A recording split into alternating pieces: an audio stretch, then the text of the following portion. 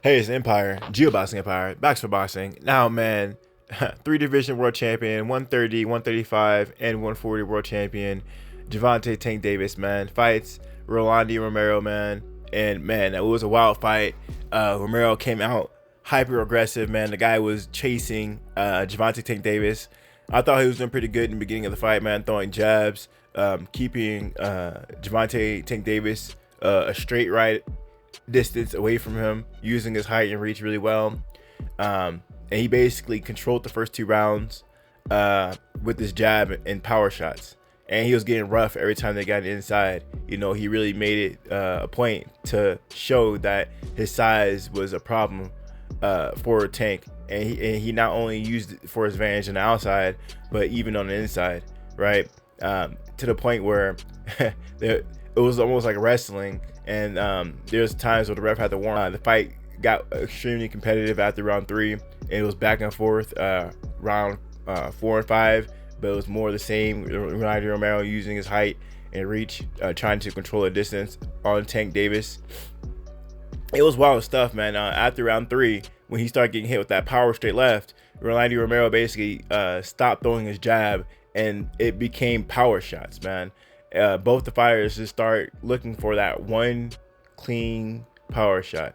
Now, man, you know, it became power, dodge, and it was wild stuff, man. It was just bombs being thrown between both fighters. And in round 6, Gervonta Tank Davis finally landed a looping left hook when Rolando Romero was coming in with like a weird hook jab looking thing, right hand, and he missed.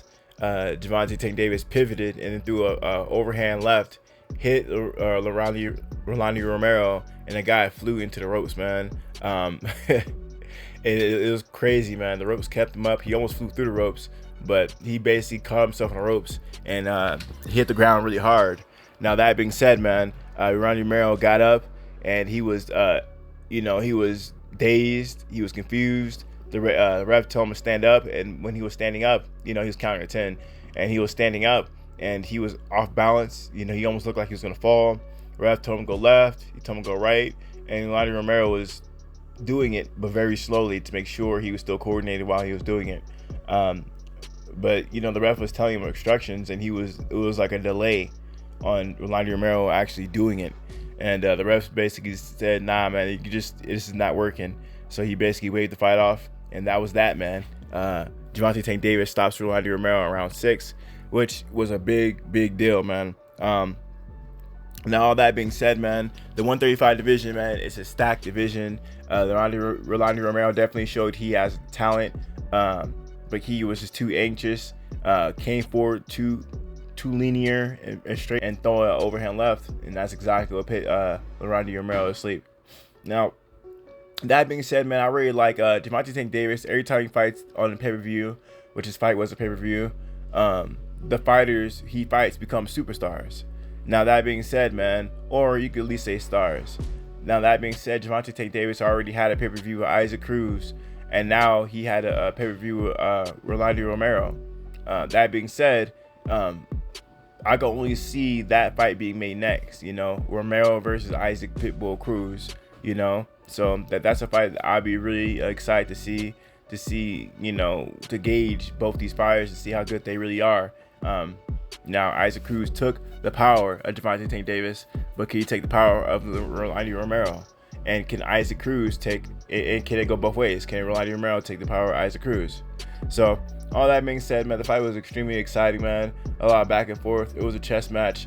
Gervonta knew Romero was extremely dangerous in the first 6 rounds, so he danced. He danced around the ring. He basically seen his habits, and then he capitalized on his mistakes. Which you're supposed to do. You find a power puncher. He's always dangerous in the first 6 rounds, especially the first 4 rounds. You gotta chill and just let his tank go down a little bit. Let his tank go down a little bit, and that's exactly what happened. So, a super IQ from Gervonta Tank Davis, man. The guy was even saying he was hearing tips and tricks from the crowd One guy was telling him to press the pace on the fight. This was on the post-fight interview. If you bought the pay-per-view, you would have heard it. Gervonta Tank Davis is like, yeah, I heard this guy say, come forward, push the pace on Rolando Romero. And Gervonta's like, nah, man, I know when to do it. So, Tank, he said himself that, he likes to have fun in the ring, and he likes to, go at his own pace. He doesn't like to be pushed to the point where, he'll freak out, and he fought at his own pace and then took things one step at a time and ended up stopping.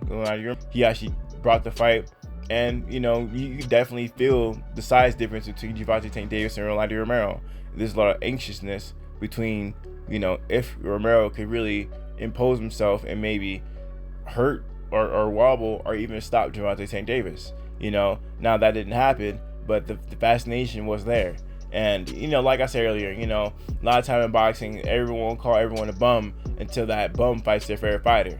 Now, Rolando Romero didn't get past Gervonta Tank Davis, but, a lot of detractors of Gervonta Tank Davis will say Rolando Romero was nobody, but then they don't want their favorite fighter fighting him. I would like to see Rolando Romero versus people like the Teofimo Lopez, the Vasyl Lomachenkos, the Ryan Garcias, the Isaac Pitbull Cruzes. His name is good. It's still good. He just fought one of the best counterpunchers. I think Gervonta Tank Davis is the best counterpuncher at lightweight, for sure. Teo has really good countering ability, but he's too few and far between. Gervonta Tank Davis is much more. He counters more often than Leo Santa Cruz. Leo Santa Cruz is pretty good and everything, but he didn't look too good against Gambosis, and he couldn't really counter Gambosis. Those flurries from Gambosis really stopped Teofimo Lopez from getting those clean counters. But anyway, all that being said, man, it was a really clean fight, man. It was a good fight. Countering of Gervonta Tank Davis is really nice. You can see it in the fight that he was throwing like lead left hooks. After Rolando Romero throw a right hand, Gervonta is really short, and he's really good at using his center of gravity to throw those sharp, clean counters. So this was a really high IQ fight. Like I said earlier, it was a low volume fight.